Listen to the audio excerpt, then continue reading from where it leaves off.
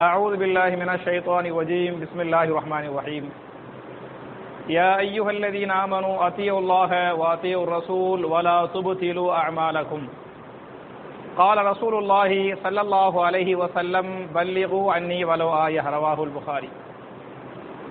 கண்ணியத்திற்குரிய சகோதர சகோதரிகளே, நோயினால் நம்முடைய பாவங்களை அல்லாஹ் மன்னிக்கிறான் என்கிற தலைப்பில் சில விஷயங்களை உங்களோடு பரிமாறிக்கொள்ள நான் ஆசைப்படுகிறேன். என் அருமை சகோதரர்களே, தாய்மார்களே, இன்னைக்கு யாருக்கு நோய் ஏற்படுகிறதோ இந்த நோயின் மூலமாக நம்முடைய பாவங்களை அல்லாஹ் மன்னிக்கிறான் என்பதை நான் சொல்லவில்லை, திருமறை குர்ஆன் பேசுகிறது, ஹதீசுகள் பேசுகின்றன. உதாரணமாக திருமறை குர்ஆனின் சூரத்துன் நிசா என்று சொல்லக்கூடிய 4வது அத்தியாயத்தின் 123வது வசனத்திலே அல்லாஹ் பேசுகிறான், வமன் யஅமல் சூஅன் யுஜ்ஸ பிஹி வலா யஜிது லஹு மின் தூனில்லாஹி வலியன் வலா நஸீரா. யார் ஒரு பாவத்தை செய்கிறாரோ அதற்குரிய தண்டனையை அவர் கண்டிப்பாக பெற்றே தீருவார். எந்த ஒரு பாவத்தை செய்தாலும் சரி, பாவத்திற்குரிய தண்டனையை அவர்கள் பெற்றே தீர வேண்டும் என்று அல்லாஹ் ரப்புல் ஆலமீன் இந்த வசனத்திலே பேசுகிறான். இந்த வசனம் அருளப்படுகிறது. நபிகள் நாயகம் ஸல்லல்லாஹு அலைஹி வஸல்லம் இந்த ஆயத்தை சஹாபாக்களுக்கு ஓதி காட்டுறாங்க. இந்த ஆயத்தை சஹாபாக்கள் கேட்ட உடனேயுமே சஹாபாக்குடைய உள்ளத்திலே ஒரு மன அழுத்தம் ஏற்பட்டது, ஒரு பாரம் ஏற்பட்டது. என்ன பாரம்? ஒரு பாவத்தை செய்தால் அதுக்குரிய தண்டனையை பெற்றே தீர வேண்டும் என்று அல்லாஹ் சொல்லிட்டானா இல்லையா? அப்ப பாவம் செய்யாதவர் யாரு? அப்ப கண்டிப்பா நம்ம எல்லாம் தண்டனையை பெற்றுருவோமே. எந்த அளவுக்கு சஹாபாக்கள் பயந்து போனார்கள் என்று சொன்னால், அப்ப நரகத்துக்கு போகாம டைரக்டா சொர்க்கத்துக்கு போக முடியாதோ? பாவத்துக்குரிய தண்டனையை நரகத்துல போய் அனுபவிச்சுட்டு தான் சொர்க்கத்துக்கு போக முடியுமோ என்ற சஹாபாக்கள் அஞ்சி நடுங்கக்கூடிய அளவுக்கு இந்த வசனம் சஹாபாக்களுக்கு தாக்கத்தை ஏற்படுத்தியது. இப்படி ஏற்பட்ட உடனேயுமே சஹாபாக்களில் மிகச்சிறந்த ஒரு சஹாபி அபூபக்கர் சித்திக் ரலியல்லாஹு அன்ஹு, அவங்க ரசூலுல்லாஹ் கேட்பாங்க, யா ரசூலல்லாஹ், ஒரு மனிதன் ஒரு பாவத்தை செய்துவிட்டால் அதற்குரிய தண்டனையை பெற்றே தீருவான் என்று அல்லாஹ் சொல்லிவிட்டானே, இந்த வசனத்திற்கு பிறகு எப்படி எங்களால் நிம்மதியாக வாழ முடியும்? எங்களுடைய நிம்மதியை இந்த வசனம் ஒன்றுமில்லாமல் ஆக்கிவிட்டது அப்படின்னு பயந்துகிட்டு அபூபக்கர் சித்திக் ரலியல்லாஹு அன்ஹு ரசூலுல்லாஹ் கேட்பாங்க. ரசூலுல்லாஹ் சொல்லுவாங்க, அபூபக்கர் அவர்களே, உங்களுக்கு காய்ச்சல் ஏற்படுவது இல்லையா? உங்களுக்கு தலைவலி ஏற்படுவது இல்லையா? உங்களுக்கு வயிற்றுப்போக்கு ஏற்படுவது இல்லையா? உங்களுக்கு கவலை ஏற்படுவது இல்லையா? இவைகளெல்லாம் அந்த பாவங்களுக்கு பரிகாரமாக அல்லாஹ் அமைக்கிறான். இந்த நோய்கள் மூலமாக உங்களுடைய பாவங்களை அல்லாஹ் மன்னிக்கிறான் என்று நபிகள் நாயகம் ஸல்லல்லாஹு அலைஹி வஸல்லம் அபூபக்கர் சித்திக்கு சொன்னாங்க என்ற இந்த ஹதீஸை இமாம் அஹ்மது பதிவு பண்ணிருக்கிறாங்க. அப்ப என் அருமை சகோதரர்களே, நமக்கு ஏற்படக்கூடிய எந்த நோய்கள் எந்த துன்பங்களாக இருந்தாலும் சரி, அவைகள் மூலமாக பாவங்களை அல்லாஹ் மன்னிக்கிறான் என்பதற்கு இந்த ஹதீஸ் அழகான ஆதாரம் என்பது மாத்திரமல்லாமல் இமாம் புகாரி தங்களுடைய சஹீஹுல் புகாரியின் 5641வது ஹதீஸாக இந்த ஹதீஸை பதிவு பண்ணுவாங்க. ஒரு நாள் நபிகள் நாயகம் ஸல்லல்லாஹு அலைஹி வஸல்லம் சஹாபாக்களை ஒன்று திரட்டுவாங்க. சஹாபாக்களை ஒன்று கூட்டி சஹாபாக்களுக்கு சொன்னார்கள், என் அருமை சஹாபாக்களே, மா யுஸீபுல் முஸ்லிமு மின் நஸபின் வலா வஸபின் வலா ஹம்மின் வலா ஹஸனின் வலா அதன் வலா கம்மின் ஹத்தா ஷௌகதி யுஷாகு இல்லா கஃபரல்லாஹு பிஹா மின் ஹதாயாஹு. என் அருமை சகோதரர்களே, என் அருமை சஹாபாக்களே என்று ரசூலுல்லாஹி ஸல்லல்லாஹு அலைஹி வஸல்லம் சஹாபாக்களை கூப்பிட்டு சொன்னார்கள், ஒரு முஸ்லிமுக்கு ஏற்படக்கூடிய எந்த துன்பமாக இருந்தாலும் சரி, உதாரணமாக மின் நஸபின், ஒரு முஸ்லிமுக்கு ஒரு துன்பம் ஏற்படுகிறது, அந்த துன்பத்தின் மூலமாக வஸபின், வஸபுனா நோய், ஒரு முஸ்லிமுக்கு நோய் ஏற்படுகிறது, அந்த நோயின் மூலமாக, அது மாதிரி ஒரு முஸ்லிமுக்கு ஒரு கவலை ஏற்படுகிறது, அந்த கவலையின் மூலமாக, வலா அதன், ஒரு முஸ்லிமுக்கு இன்னொருவன் தொல்லை கொடுக்கிறான், ஒரு முஸ்லிமுக்கு இன்னொருவன் தொல்லை கொடுக்கிறான், இந்த தொல்லையின் மூலமாக, வலா கம்மின், ஒரு முஸ்லிம் கம்னா என்ன? கவலை, ஒரு முஸ்லிம் கவலைப்படுகிறான், இந்த கவலையின் மூலமாக எந்த அளவுக்கு என்று சொன்னால், அவனுடைய காலில் ஒரு முள் குத்துகிறது, ஒரு முஸ்லிமுடைய காலில் ஒரு முள் குத்துகிறது, ஒரு கல் என்ன செய்கிறது? காலில் அடித்து விடுகிறது. இப்படிப்பட்ட நோய்கள், இப்படிப்பட்ட கஷ்டங்கள் மூலமாக இல்லா கஃபரல்லாஹு பிஹா மின் ஹதாயாஹு, அவருடைய பாவங்களை அல்லாஹ் மன்னித்தே தருகிறான். ஒரு கவலை வந்து விட்டால், கஷ்டங்கள் வந்து விட்டால், சாதாரண கால்ல முள்ளு குத்துத, அப்ப ஒரு நோய் வந்து விட்டால் டாக்டர் போய் ஊசி போடுறோமா இல்லையா? ஊசி போடுறது முள்ளு குத்துற மாதிரி ஒரு வழிதான் பாருங்க. அப்ப எந்த ஒன்றாக இருந்தாலும் சரி, இந்த நோய்கள் மூலமாக உங்களுடைய பாவங்களை அல்லாஹ் மன்னிக்கிறான் என்பதற்கு இந்த ஹதீஸ் வந்து அழகான ஆதாரம். எந்த அளவுக்கு என்று சொன்னால், நாம் வீதியில் நடந்து கொண்டிருக்கிற போதே நம்முடைய செருப்பின் வாறு அருந்து போனாலும், அது ஒரு சின்ன கஷ்டம் இல்லையா? உங்களுடைய செருப்பின் வாறு அருந்து போனாலும் அதற்கு பகரமாக உங்களுடைய பாவங்களை அல்லாஹ் மன்னிக்கிறான் என்றெல்லாம் ஹதீஸ் இருக்கிறது. நம்ம டூ வீலர்ல வர்றோம், கார்ல வர்றோம், திடீரென்று காரு பஞ்சரா போயிருச்சு, டூ வீலர் பஞ்சரா போயிருச்சு, அந்த பஞ்சர் மூலமாக கஷ்டப்படுவோமா இல்லையா? இந்த கஷ்டத்தின் மூலமாக நம்ம பாவத்தை அல்லாஹ் என்ன செய்யறான்? மன்னிக்கிறான் என்பதை புரிந்து கொள்ள வேண்டும். அப்ப நம்ம பள்ளிவாசலுக்கு போனமே, குர்ஆன் ஓதனமே, நிறைய துஆ செஞ்சமே, நிறைய சதகா பண்ணமே, நிறைய நோன்பு வச்சமே, நமக்கு இந்த மாதிரி நோய் வந்து விட்டது என்று நீங்கள் கவலைப்பட தேவையில்லை. உங்களை அல்லாஹ் பரிசுத்தப்படுத்துகிறான், நம்முடைய பாவங்களை அல்லாஹ் மன்னிக்கிறான் என்பதை புரிந்து கொள்ள வேண்டும். எந்த அளவுக்கு சொன்னா, ரசூலுல்லாஹி ஸல்லல்லாஹு அலைஹி வஸல்லம் ஒரு நோயுற்ற சஹாபி போய் பார்ப்பாங்க. அப்படி பார்த்தா அவர் ஏறக்குறைய சக்கராத்து மாதிரி மரண படுக்கையில கடந்து கஷ்டப்படுவாரு. ரசூலுல்லாஹ் சஹாபாக்கள் சேர்ந்து பார்ப்பாங்க. அவருடைய அந்த கஷ்டத்தை பார்த்து ரசூலுல்லாஹ் கேட்பாங்க, நீங்க என்னங்க செஞ்சீங்க, ஏன் உங்களை அல்லாஹ் இந்த அளவுக்கு சோதிக்கிறான் அப்படின்னு கேட்பாங்க. அதுக்கு அந்த சஹாபி சொல்லுவாங்க, யா ரசூலல்லாஹ், நான் அல்லாஹ்ட துஆ செஞ்சேன், யா அல்லாஹ், நான் செய்த பாவங்களுக்காக என்னை தண்டிப்பதாக இருந்தால் என்னை துனியாவிலேயே தண்டித்து விடுவாயாக, என்னை ஆகிரத்தில் தண்டித்து விடாதே என்று துஆ செஞ்சேன். என் துஆவை அல்லாஹ் ஏத்துக்கிட்டு துனியாவிலே அல்லாஹ் தண்டிக்கிறான் அப்படிங்குவாங்க. அதுக்கு ரசூலுல்லாஹ் சொல்லுவாங்க, நீங்க அப்படி துஆ செய்யக்கூடாது, அல்லாஹ்வா நோயை தந்து விட்டால் அது மக்ஃபிரத். அதே சமயத்தில் நீங்களே என்ன செய்யக்கூடாது? நோயை கேட்க கூடாது. நீங்கள் எப்படி துஆ செய்ய வேண்டும் என்று சொன்னால், ரப்பனா ஆத்தினா ஃபித் துன்யா ஹஸனத்தன் வஃபில் ஆகிரத்தி ஹஸனத்தன் வகீனா அஸாபன்னார். அல்லாஹ்வே, இந்த துனியாவிலும் எங்களை நிம்மதியாக, சந்தோஷமாக, நோய் நொடி இல்லாத ஆரோக்கியமான வாழ்வை இந்த துனியாவிலும் தருவாயாக. வபில் ஆகிரத்தி ஹசனா, எங்களை ஆகிரத்திலும் ஹசனாவாக ஆக்கி வைப்பாயாக. வகீனா அஸாபன்னார், நரகத்தின் அதாவை விட்டு எங்களை பாதுகாப்பாயாக என்றல்லவா நீங்கள் துஆ செய்திருக்க வேண்டும் என்று நபிகள் நாயகம் ஸல்லல்லாஹு அலைஹி வஸல்லம் அந்த சஹாபிக்கு சொன்னாங்க. அந்த சஹாபி இந்த ரப்பனா ஆச்சனாங்கிற துஆவை செஞ்சாங்க. இந்த துஆவின் மூலமாக அவருடைய நோயை அல்லாஹ் நீக்கினான், முழுமையான ஷிஃபாவை அல்லாஹ் கொடுத்தான். அதன் மூலமாக பல வருடங்கள் ஆரோக்கியமா வாழ்ந்தாங்க என்றெல்லாம் ஹதீஸ் பேசுகிறது. அப்ப என் அருமை சகோதரர்களே, நோய் வந்துவிட்டால் பாவ மன்னிப்பு, நோய் வராமல் பாதுகாக்கப்படுவதற்கு நம்ம எல்லாருக்கும் இந்த ரப்பனா ஆச்சனாங்கிற துஆ தெரியும். இதைகளை நாம் அதிகமாக கேட்டுக்கொள்ள வேண்டும் என்பது மாத்திரமல்லாமல், இது போன்ற நோய்கள் வந்துவிட்டால் நம்ம எப்படி நினைக்கணும்னு சொன்ன, அவர்கள் நல்லவர்களாக இருந்தால் அவர்களுக்கு சோதனையாக அல்லாஹ் நோயை தருகிறான். அதே சமயத்தில் கெட்டவர்களாக இருந்தால் அவர்களுக்கு என்ன? தண்டனை. அப்ப நோய் என்பது வந்து நல்லவர்களுக்கு சோதனை, நல்லவர்களுக்கு சோதனை, பாவிகளுக்கு என்ன? அது தண்டனை என்பதை நீங்கள் புரிந்து கொள்ள வேண்டும். இதை பற்றிய ஒரு ஹதீஸை இமாம் புகாரி தங்களுடைய சஹீஹுல் புகாரியின் 5645வது ஹதீஸா பதிவு பண்றாங்க.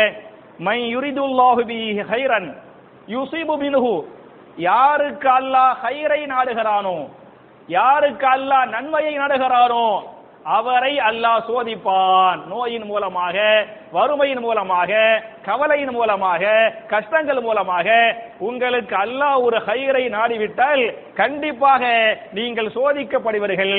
சோதிக்கப்படாமல் எங்கே போக முடியாது? சொர்க்கத்துக்கு போக முடியாது என்பதை நீங்கள் புரிந்து கொள்ள வேண்டும். எனவேதான் ஒரு ஹதீஸை இமாம் புகாரி சொல்லி காட்டுறாங்க. அல்லாஹ் என்ன செய்வான் அப்படின்னு சொன்னா, சில பேர் வந்து ரொம்ப நேசிக்கிறாங்கல்ல, அவங்களுடைய நேசமான 2 உறுப்புகளை அல்லாஹ் பறித்துக் கொள்வான். ஒரு மனிதன் அதிகமா எதை நேசிப்பானா அப்படின்னு சொன்னா, இதை நேசிப்பானா? 2 கண்களை நேசிப்பானாம். அவன் பார்க்கக்கூடிய இந்த கண்கள் நேசமான கண்களாக இருக்கிறது இல்லையா, அவன் விரும்பக்கூடிய கண்கள், அந்த கண்களை அல்லாஹ் பறித்துக் கொள்வான். அதாவது பார்வை அல்லாஹ் என்ன செய்து விடுவான்? பறித்து விடுவான். அப்படி பறித்து விட்டால் இதுவும் அல்லாஹ்வுடைய நாட்டம் என்று அவர் பொறுத்து கொண்டால், சபூராக இருந்தால் அல்லாஹ் என்ன செய்வான் என்று சொன்னால், அவ்வலுத்து மினுகுமா அல் ஜன்னா, அந்த 2 கண்களுக்கு பகரமாக நான் பார்வையை பறித்து கொண்டேனே, அல்லாஹ்வுடைய நாட்டம் என்று அவன் சபூராக இருந்தானா இல்லையா, அதற்கு பகரமாக நான் எதை கொடுப்பேன், அவனுக்கு சொர்க்கத்தை கொடுப்பேன் என்று அல்லாஹ் சொன்னதாக ரசூலுல்லாஹி ஸல்லல்லாஹு அலைஹி வஸல்லம் இந்த செய்தியை சொல்லி காட்டுறாங்க. அதனால தான் சஹாபாக்களை பொறுத்தவரை அவர்கள் ஒரு நோய் வந்து விட்டால் அவங்க ஆடி போக மாட்டாங்க. இதுவும் அல்லாஹ்வுடைய நாட்டம், நம்ம பொறுமையா இருப்போம், இதன் மூலமாக நம்முடைய பாவத்தை அல்லாஹ் என்ன செய்யறான், மன்னிக்கிறான் அப்படின்னு சஹாபாக்கள் முடிவு பண்ணுவாங்க என்பதை புரிந்து கொள்ள வேண்டும். ஒன்று, ஆரோக்கியத்தை அல்லாஹ் தந்துவிட்டால் நம்மை பரிசுத்தமாக அல்லாஹ் ஆக்கிவிட்டான். ஒருவேளை அந்த நோய் மூலமாக அல்லாஹ் மரணிக்க செய்துவிட்டால் அவர் ஷஹீதாக அல்லாஹ்விடத்திலே போய்விட்டார் என்பதை புரிந்து கொள்ள வேண்டும். 3 சஹாபாக்குடைய வரலாறு நான் ரத்தின சுருக்கமா சொல்லி காட்டுறேன். முதல் 2 சஹாபாக்கள் அபூபக்கர் சித்திக் ரலியல்லாஹு அன்ஹு, அதே மாதிரி 2வது சஹாபி பிலால். 2வது சஹாபி யாரு, பிலால் ரலியல்லாஹு அன்ஹு. சஹாபாக்கள் ஹிஜ்ரத் பண்ணி மதீனாவுக்கு வந்தாங்கல்ல, ஹிஜ்ரத் பண்ணி மதீனாவுக்கு வந்தவனையுமே மதீனாவுடைய அந்த தட்பவெப்ப நிலை இந்த சஹாபாக்களுக்கு ஒத்துக்கொள்ளவில்லை. உங்களுக்கு தெரியும், மக்கா என்பது வெயிலா இருக்கேன், அது சூட்டு பிரதேசமா இருக்கேன். மதீனா என்பது என்ன, அது குளிர்ச்சியாக இருக்கேன். அப்ப மக்காவிலேருந்து சஹாபாக்கள் மதீனாவுக்கு வந்துட்டாங்க. பெரும்பான்மையான சஹாபாக்களுக்கு அந்த தட்பவெப்ப நிலை ஏற்றுக்கொள்ளவில்லை, கடுமையான நோய். அதில் இந்த 2 சஹாபாக்கள், மூத்த சஹாபி அபூபக்கர் சித்திக் ரலியல்லாஹு அன்ஹு, பிலால் ரலியல்லாஹு அன்ஹு, கடும் நோய்.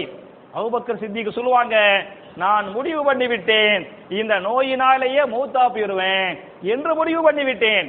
எந்த அளவுக்கு நான் நினைச்சேன் அப்படின்னு சொன்னா, எப்படி என் செருப்பின் வார் எனக்கு பக்கமாக இருக்கிறதோ, என்னை தொட்டு கொண்டிருக்கிறதோ, அது மாதிரி நோய் மரணம் என்பது எனக்கு பக்கமாக வந்து விட்டது. காலில் என்னை மரணம் தொட்டு விட்டது. இந்த நோயின் மூலமாக நான் அல்லாஹ்விடத்திலே சென்று சேர்ந்து விடுவேன் என்று நான் நினைத்தேன். அதே மாதிரி பிலாலும் இதே வார்த்தையை சொல்லுவாங்க. ஆனாலும் அல்லாஹ் ரப்பல் ஆலமீன் இந்த 2 சஹாபாக்களுக்கு அல்லாஹ் என்ன செஞ்சான், ஷிஃபாவை கொடுத்தான். ஷிஃபாவை கொடுத்து பல ஆண்டுகள் வர அவங்க வாழ்ந்தாங்க. அபூபக்கர் சித்திக் ஹலீஃபாவா இருந்தாங்க.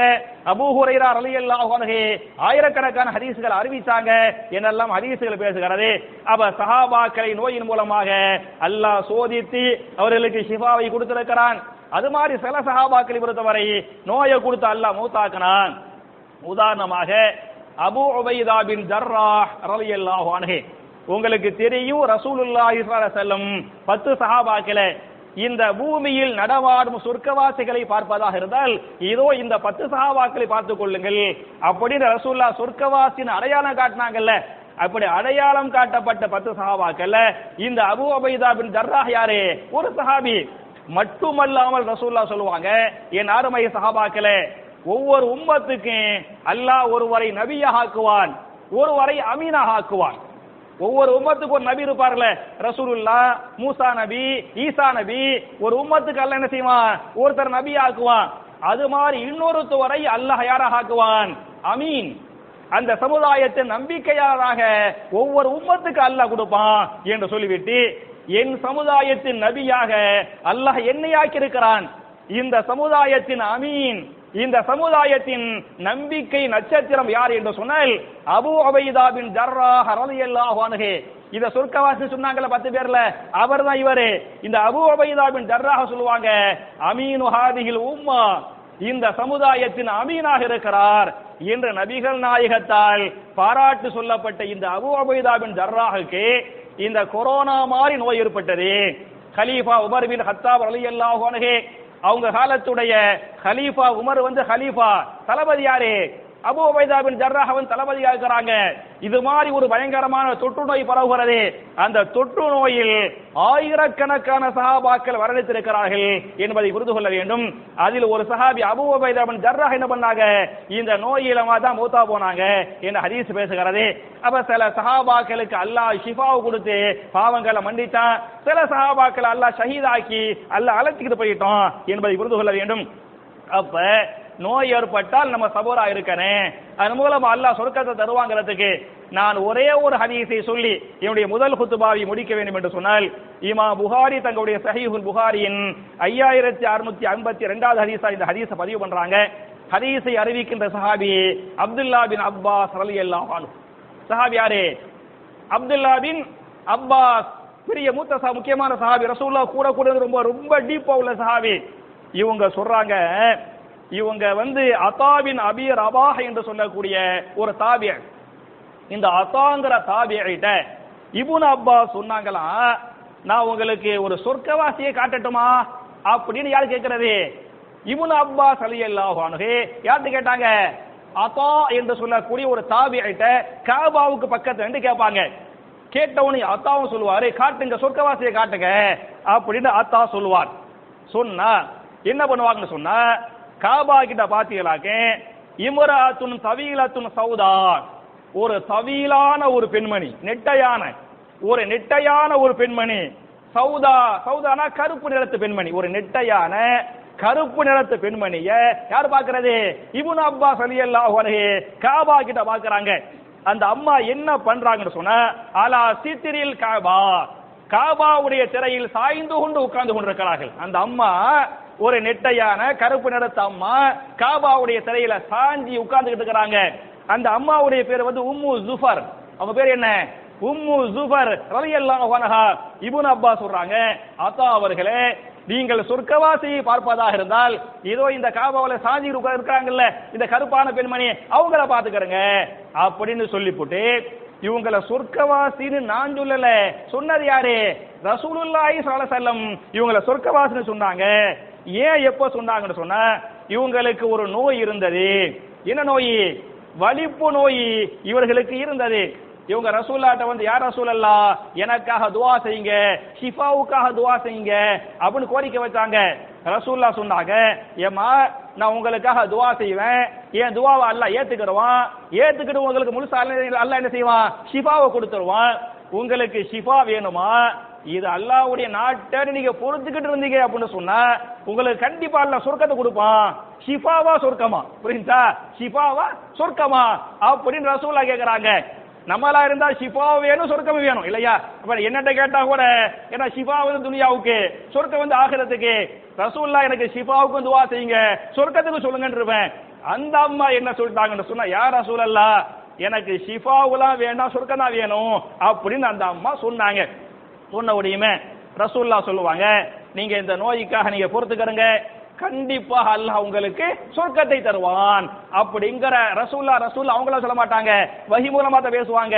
அப்ப வஹி மூலமா அவங்க சொல்லிட்டாங்க. அப்புறம் அந்த அம்மா ரசூல்லாட்ட சொல்லுவாங்க, எனக்கு ஷிஃபாவுக்கு துஆ செய்யுங்க, ஓகே தான், இது ஷிஃபா தேவையில்லைதான், ஆனா என் ஆடை என்ன செய்கிறது? அந்த நோய் வருகிற போது விலகுகிறது, அதுக்காக துஆ செய்யுங்க அப்படின்னு கேட்டாங்க. ரசூல்லா அந்த ஆடை விலகாத அளவுக்கு என்ன பண்ணாங்க? அல்லாஹ் அந்த அளவுக்கு அவருக்கு ஷிஃபாவு கொடு அல்லாஹ் அப்படின்னு சொன்னாங்க. அந்த அம்மா அஸ்பிரு, நான் இந்த நோயை சபரா ஏத்துக்கிறேன், எனக்கு சொர்க்கம் போதும் அப்படின்னு அந்த அம்மா சொன்னாங்க. ரசூல்லா அந்த அம்மாவை சொர்க்கவாசி சொன்னாங்க. அப்படின்னு ரசூல்லா சொன்னனால அப்துல்லா பின் அப்பாஸ் ரலியல்லாஹு அன்ஹு அத்தாங்கிற சஹாபிட்ட இந்த காபாவுடைய திரையில சாஞ்சி உட்கார்ந்துருக்காங்க பாருங்க, இந்த அம்மா சொர்க்கவாசி என்ற அடையாளம் காட்டியதாக இமாம் புகாரி பதிவு பண்ணிருக்கிறாங்க. அப்ப என் அருமை சகோதரர்களே, என் அருமை தாய்மார்களே, நோய் என்பது எல்லாருக்கும் வரும். ஒரு பேச்சுக்கு ஒரு நம்ம முடிஞ்ச அளவுக்கு சேஃபா இருக்கணும், முடிஞ்ச அளவுக்கு பாதுகாப்பா இருக்கணும். அப்படி அதையும் தாண்டி நோய் விட்டால் நம்முடைய பாவங்களை அல்லாஹ் மன்னிக்கிறான் என்பதை புரிந்து கொள்ள வேண்டும். சில பேருக்கு அதையும் தாண்டி ஷிஃபாவை அல்லாஹ் கொடுக்காமல் மௌத்தாக்கி விட்டால், நான் ஏற்கனவே போன வாரம் சொன்ன மாதிரி அவங்கள ஷஹீதாக அல்லாஹ் அழைத்து கொண்டான் என்பதை புரிந்து கொள்ளுங்கள். எனவே என் அருமை சகோதரர்களே, நமக்கு ஏற்படக்கூடிய சின்னஞ்சிறிய காய்ச்சல், தலைவலி, சாதாரண சின்னஞ்சிறிய நோய் இருக்கிறது, இந்த நோய்கள் மூலமாக அல்லாஹ் நம்முடைய பாவங்களை மன்னிக்கட்டும். பெரிய பெரிய நோய்களை விட்டும் நம்மளையும் நம்முடைய குடும்பத்தாரையும் ஒட்டுமொத்த இஸ்லாமிய சமுதாயத்தையும் அல்லாஹ் பாதுகாக்க வேண்டும்.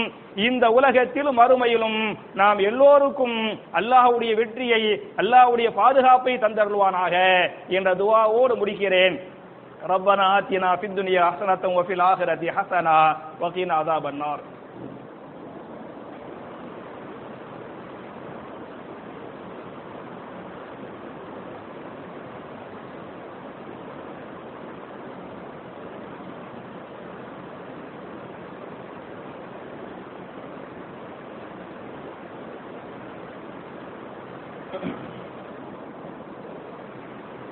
إن الحمد لله اللهم صل على محمد وعلى آل محمد كما صليت على إبراهيم وعلى آل إبراهيم إنك حميد مجيد اللهم بارك على محمد وعلى آل محمد كما باركت على إبراهيم وعلى آل إبراهيم إنك حميد مجيد.